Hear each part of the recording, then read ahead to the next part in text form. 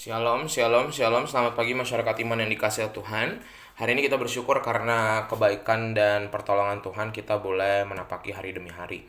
Kita sebelum mengawali hari-hari ini, kita mau percaya bahwa keselamatan itu bukan hanya ketika kita diselamatkan oleh Tuhan melalui pengorbanannya di kayu salib, tapi keselamatan itu juga adalah pertolongan Tuhan setiap kali kita mau jatuh dalam bahaya, ketika kita mau melakukan dosa-dosa yang seharusnya tidak kita lakukan, tetapi pertolongannya selalu datang tiap saat dan selalu tepat. Mari bersama-sama kita awali dengan pujian Kidung Jemaat 388, Selamat di tangan Yesus. Kidung Jemaat 388, Selamat di tangan Yesus. Selamat di tangan Yesus, aman pelukannya. Dalam teduh kasih-Nya, aku bahagia. Lagu merdu malaikat olehku terdengar, dari negeri mulia, damai sejahtera. Selamat di tangan Yesus, aman pelukannya. Dalam teduh kasih-Nya, aku bahagia. Selamat di tangan Yesus, aku tentram penuh. Dosa pun dan cobaan jauh dari diriku. Duka, cemas, dan bimbang, kuasanya tak tetap. Goda dan air mata akan segera lenyap. Selamat di tangan Yesus, aman pelukannya. Dalam teduh kasih-Nya, aku bahagia. Mari kita berdoa. Tuhan, kami adalah orang-orang yang senantiasa akan ditolong dan diselamatkan Tuhan. Dan sebelum kami mengawali hari ini, mari Tuhan hadir dalam hidup kami melalui firman-Mu yang akan kami baca. Kami serahkan dalam nama-Mu kami berdoa. Amin. Bapak Saudara, bersama-sama kita buka 2 Tawaris 11, 2 Tawaris 11 ayat 1 sampai 4, 2 Tawaris 11 ayat 1 sampai 4, 2 Tawaris 11 ayat 1 sampai 4 akan menjadi bacaan kita pada pagi hari ini. 2 Tawaris 11 ayat 1 sampai 4, dengarkanlah sabda Tuhan. Ketika Rehabeam datang ke Yerusalem, ia mengumpulkan kaum Yehuda dan Benyamin, 180.000 teruna yang sanggup berperang untuk memerangi orang Israel dengan maksud mengembalikan kerajaan itu kepadanya. Tetapi datanglah firman Tuhan kepada Semaya abdi Allah demikian. Katakanlah kepada Rehabeam anak Salomo, raja Yehuda, dan kepada segenap orang Israel di Yehuda dan di Benyamin demikian. Beginilah firman Tuhan, janganlah kamu maju dan janganlah kamu berperang melawan saudara-saudaramu, pulanglah masing-masing ke rumahnya, sebab akulah yang menyebabkan hal ini terjadi. Maka mereka mendengarkan firman Tuhan dan pulang dengan tidak pergi menyerang Yerobeam. Kita akan benar ketika mendengarkan firman Tuhan. Bapak Ibu,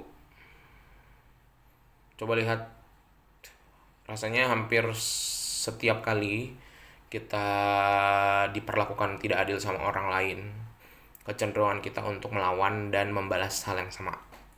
Kalaupun nggak membalas, kita mendoakan yang buruk. Jarang sekali kita ada yang bilang, aduh, aku berdoalah buat dia, kasihan dia, semoga dia bertobat. Kayaknya jarang.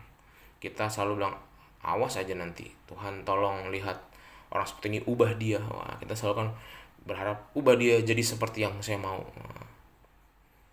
Tetapi ketika kita mendengar firman Tuhan, sebenarnya ketika kita diperlakukan tidak adil, harusnya kita cukup bertahan dan berdoa minta kekuatan sama Tuhan. Gak usah ngurusin orang yang melukai kita. Itu bagian Tuhan. Dan ini yang terjadi juga sama Rehabeam. Rehabeam menyelesaikan masalah pemberontakan dengan kekerasan. Yerobeam datang dengan cara militer, 180.000 pasukan khusus hendak ia kerahkan memadamkan pemberontakan. ingin dia melawan kepada mohon maaf 180.000 pasukan khusus punyanya Rehabeam dipakai untuk melawan pemberontakan Yerobeam. Tetapi yang terjadi adalah intervensi kenabian yang mencegah perpecahan menjadi pertumpahan darah. Nabi Semaya ini nabi yang mungkin tidak terlalu familiar, tetapi dipakai Tuhan nabi kecil ini untuk menyampaikan firman dari Tuhan khusus bagian ini. Pertama, larangan Rehabeam agar tidak melanjutkan rencana militernya. Kedua, menjelaskan bahwa perpecahan yang dipimpin Yerobeam adalah bagian dari kehendak Allah. Seperti yang memang sudah dibuatkan kepada Salomo, bahwa keturunan Daud itu akan terpecah jadi dua memang, karena kesalahan mereka juga. Dan di pasca pembuangan, Tuhan nanti pulihkan semua, dikumpulkan lagi jadi satu. Jadi memang nggak mau harus pecah, tapi nanti dipulihkan lagi. Itulah yang mau diajarkan kepada mereka, bahwa perpecahan itu tidak akan berdampak baik. Jadi Tuhan ingin mengajarkan mereka melalui kejadian yang tidak enak ini.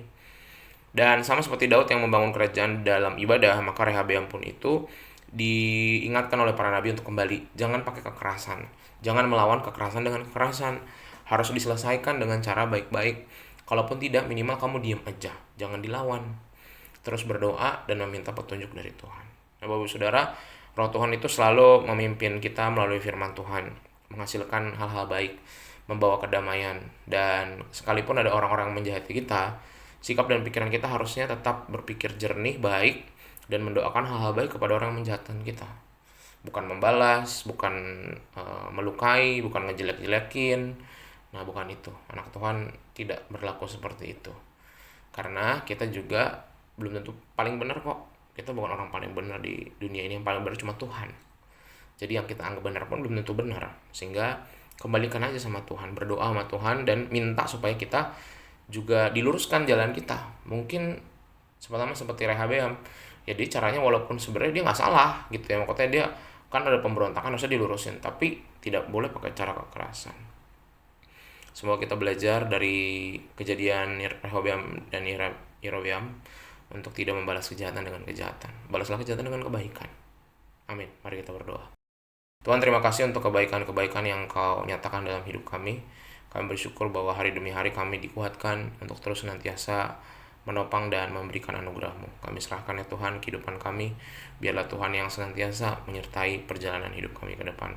Kami serahkan hanya di dalam nama Tuhan Yesus perjuangan kami hari ini. Dan ajarkan kami untuk terus berbuat baik, bukan berbuat jahat. Amin. Selamat pagi, Tuhan Yesus memberkati, tetap bersemangat.